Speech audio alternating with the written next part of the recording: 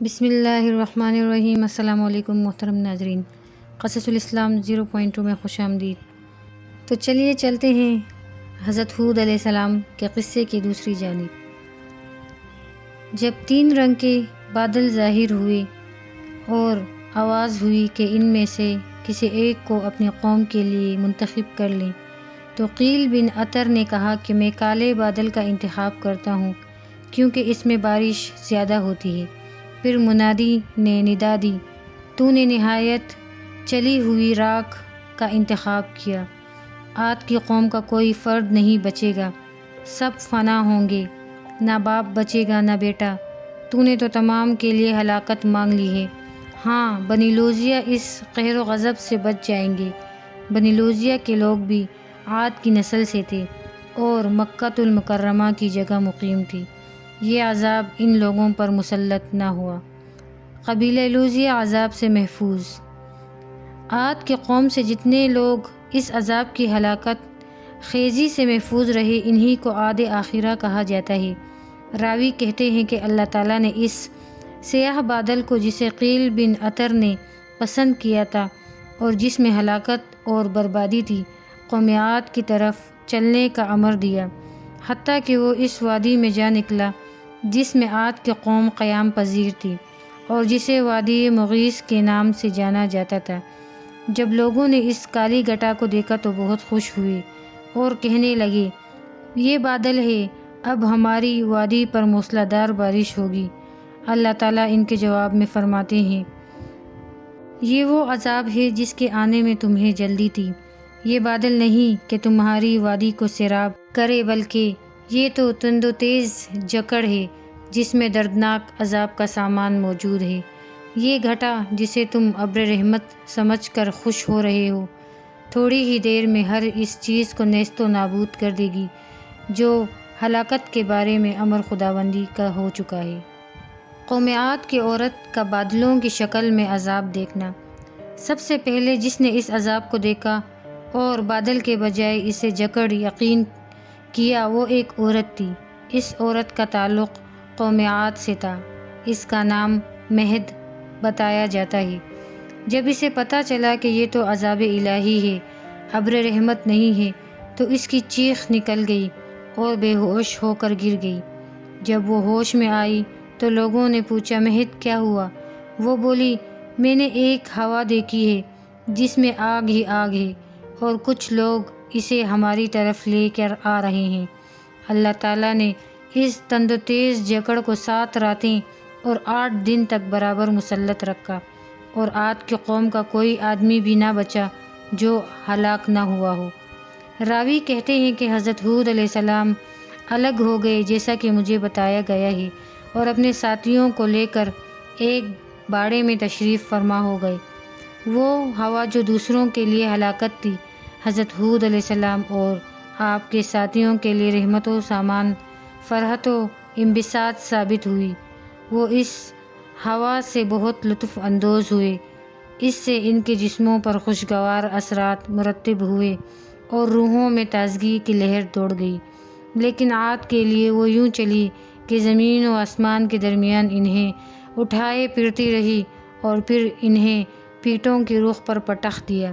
امام احمد رحمۃ اللہ علیہ نے اپنے مسند میں ایک حدیث بیان کی ہے جو اس قصے سے ہے۔ کہتے ہیں کہ میں حضرت اعلیٰ بن حضرمی رضی اللہ تعالیٰ عنہما کی شکایت لے کر حضور کریم صلی اللہ علیہ وآلہ وسلم کی خدمت میں حاضر ہونے کے لیے جا رہا تھا۔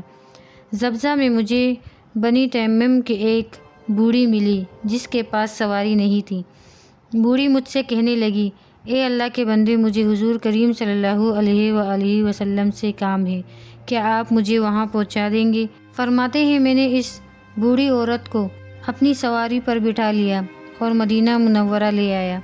جب میں شہر رسول صلی اللہ علیہ وآلہ وسلم میں پہنچا تو کیا دیکھتا ہوں کہ مسجد میں قدم رکھنے کی جگہ نہیں اور ایک سیاہ جھنڈا فضا میں پڑپڑا رہا ہے۔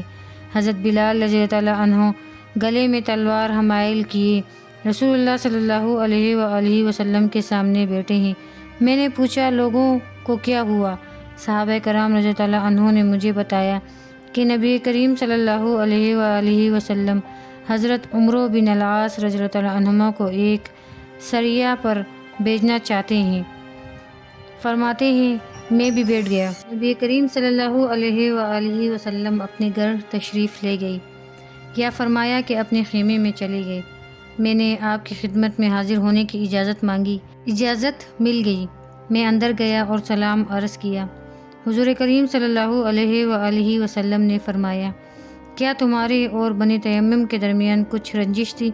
میں نے عرض کیا ہاں، اور ہم ان پر غالب رہے تھے۔ آج میرا گزر بنی تیمم کی ایک عورت سے ہوا جس کے پاس سواری نہیں تھی۔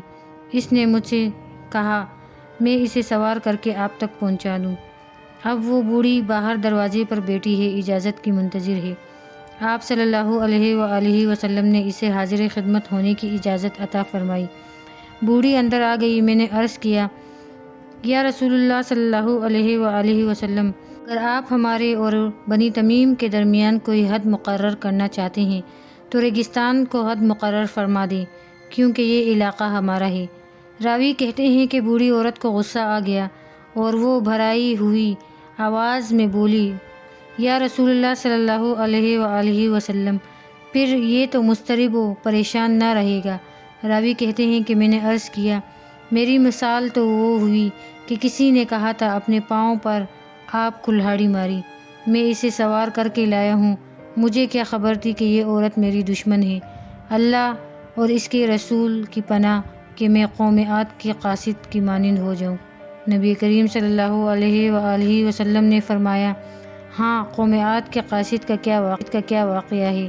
اگرچہ حضور کریم صلی اللہ علیہ وآلہ وسلم اس قصے کے بارے مجھ سے کہیں زیادہ جانتے تھے، لیکن آپ نے مجھ سے سننا پسند فرمایا۔ میں نے کہا کہ قوم عاد کو قحط نے آ لیا تھا، انہوں نے اپنے ایک شخص کو جس کا نام قیل تھا مکہ بھیجا کہ خانہ کعبہ میں جا کر دعا کرے۔ اس کا گزر معاویہ بن بکر سے ہوا۔ قیل معاویہ کے پاس ایک مہینہ تک قیام پذیر رہا، وہ اسے شراب پلاتا رہا اور معاویہ کی دو لونڈیاں جنہیں جراتان کہا جاتا تھا اسے موسیقی سے لطف اندوز کرتی رہیں۔ جب مہینہ گزر گیا تو وہ تہام کے پہاڑوں کی طرف نکلا اور دعا کی، الہی تو جانتا ہے کہ میں کسی مریض کا علاج کرانے نہیں آیا اور نہ ہی کسی قیدی کا فدیہ دے کر چھڑانے آیا ہوں۔ الہی قوم عاد کو پہلے کی طرح بارشوں سے سیراب کر۔ اس کے پاس سے سیاہ بادل گزرے اور اس نے ان بادلوں سے ایک آواز سنی، انتخاب کر لے۔ قیل نے ایک بہت ہی سیاہ بادل کی طرف اشارہ کر دیا، اسے بادلوں سے پھر آواز سنائی دی، خوب جلی ہوئی راکھ لے لے، عاد میں سے ایک بھی نہیں بچے گا۔ نبی کریم صلی اللہ علیہ وآلہ وسلم نے فرمایا میں اتنا جانتا ہوں کہ اللہ تعالیٰ نے ان پر ہوا میری انگوٹھی کے حلقے سے زیادہ نہیں بھیجی تھی، حتیٰ کہ سب اس ہوا سے فنا ہو گئی۔ یہ بالکل سچ ہے کہ عرب میں جب بھی کسی عورت یا مرد کو بیچتے تو کہتے عاد کے بھیجے ہوئے کی مانند نہ بن جانا۔ ہوا کی تباہ کاریاں۔ ترجمہ: اللہ نے مسلط کر دیا اسے ان پر 7 راتیں اور 8 دن تک جو جڑوں سے اکھیڑنے والی تھی۔ یہ مسلسل تند و تیز اور ٹھنڈی ہوا چلتی رہی اور ایک لمحے کے لیے بھی نہ رکی۔ کہا جاتا ہے کہ یہ جھگڑ جمعے کے دن شروع ہوا، بعض یہ بھی کہتے ہیں کہ اس عذاب کی ابتدا بدھ کے دن سے ہوئی۔